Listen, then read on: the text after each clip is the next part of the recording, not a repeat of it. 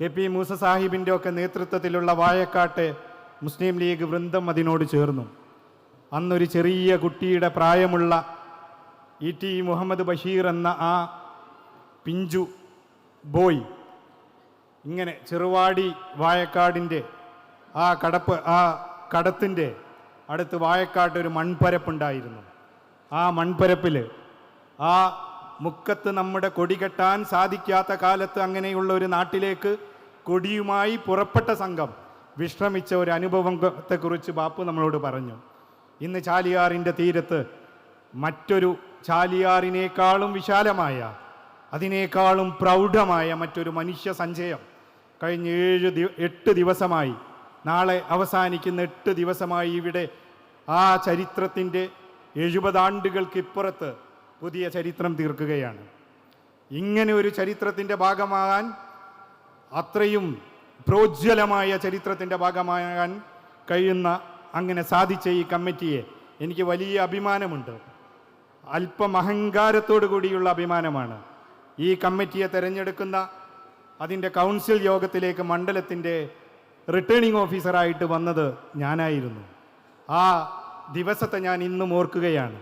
അന്ന് ആ കൗൺസിൽ മുമ്പാകെ വായിച്ച ഈ തെരഞ്ഞെടുത്ത കമ്മിറ്റിയെ എനിക്കൊരു പ്രാവശ്യം കൂടി ഇവിടെ നിന്ന് വായിക്കാൻ എനിക്ക് അതിയായ ആഗ്രഹമുണ്ട്, അഭിമാനമുണ്ട്. ഞാൻ ഈ വിജയത്തിൻ്റെ ശില്പികളായ ഇങ്ങനെ ഒരു പഞ്ചായത്ത് സമ്മേളനം കേരളത്തിലെ ഏറ്റവും വലിയ സമ്മേളനമായി, കേരളത്തിലെ ഏറ്റവും നല്ല പഞ്ചായത്തായി, ഏറ്റവും വലിയ പഞ്ചായത്ത് സമ്മേളനമായി ഓരോ സംസ്ഥാന നേതാക്കന്മാരും ഇവിടെ നിന്ന് പ്രഖ്യാപിച്ചു കൊണ്ടേയിരിക്കുകയാണ്. എല്ലാവരും വാഴക്കാട് പഞ്ചായത്തിൻ്റെ ലൈവ് കാണുകയാണ്.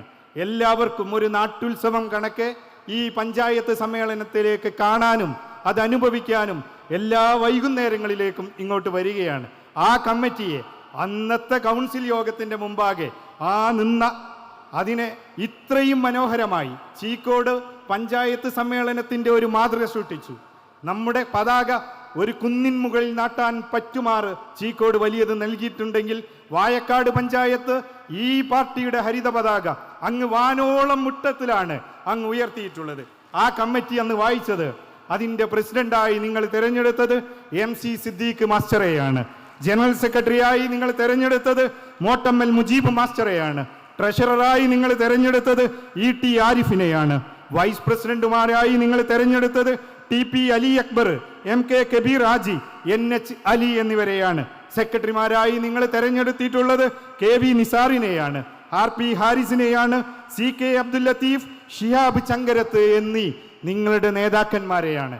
എന്നാൽ പിന്നീട് അവിടെ നിന്ന് അങ്ങോട്ട് വാഴക്കാടിൻ്റെ ഓരോ മുക്കിലും മൂലയിലും ഈ സംഘടനാ സംവിധാനത്തെ വേരോടുന്നതിന് വേണ്ടി ഇത് ഒരു ടീമായി പ്രവർത്തിച്ചു.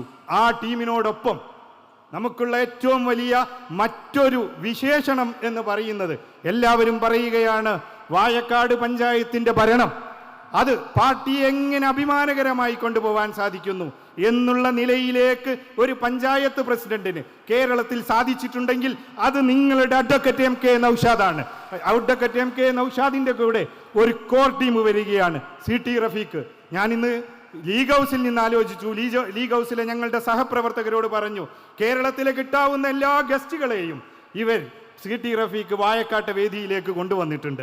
ആ CT റഫീഖും TP അഷ്റഫും MC നാസറും ET റിഷാദും Senir പിയും ജാസിദ് തൻസീലും മുമ്പ് നടന്നപ്പോൾ 12,000-ഓളം വരുന്ന വാഴക്കാടിലെ മുസ്ലിം ലീഗ് പ്രവർത്തകർ അതിനോട് പിന്തുണ നൽകി പ്രവർത്തിച്ചതിൻ്റെ റെക്കോർഡാണ് സംസ്ഥാനത്ത് ഏറ്റവും നല്ല, ഇന്നേ വരെ കണ്ടതിൽ വെച്ച് ഏറ്റവും വലിയ പഞ്ചായത്ത് സമ്മേളനമായി വാഴക്കാടിന് മാറാൻ കഴിഞ്ഞത്.